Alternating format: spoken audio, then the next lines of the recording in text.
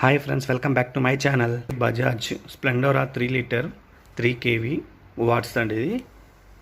ఈ వీడియో చాలా ఇంపార్టెంట్ అండి. ప్రతి ఒక్కరికి ఖచ్చితంగా ఎక్కడ స్కిప్ చేయకుండా ఈ వీడియోని ఫుల్గా చూడండి. నేనైతే ఈ వాటర్ హీటర్ని పర్చేస్ చేశాను.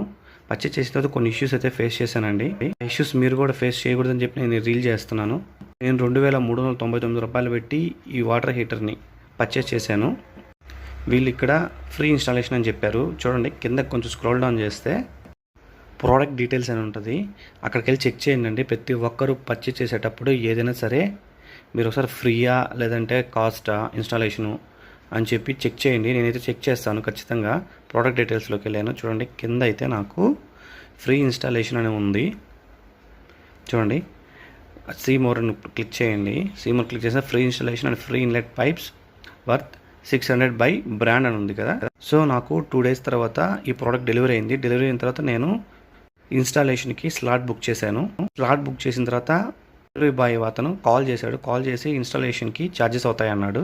అదేంటది, ప్రోడక్ట్ డీటెయిల్స్లో మాకు ఫ్రీ అని ఉందండి, మేమైతే పే చేయమన్నాను. సో అతనైతే ఖచ్చితంగా పే చేయమని చెప్తున్నాడు. ఈ బజాజ్ స్ప్లెండర్కి అయితే ఇన్స్టాలేషన్ ఫ్రీ అనేది లేదంట. సరే, అతన్ని హోల్డ్ చేసి కస్టమర్ కేర్కి కాల్ చేశాను. కాల్ చేస్తే వాళ్ళు వచ్చి పే చేయండి అని చెప్పారు.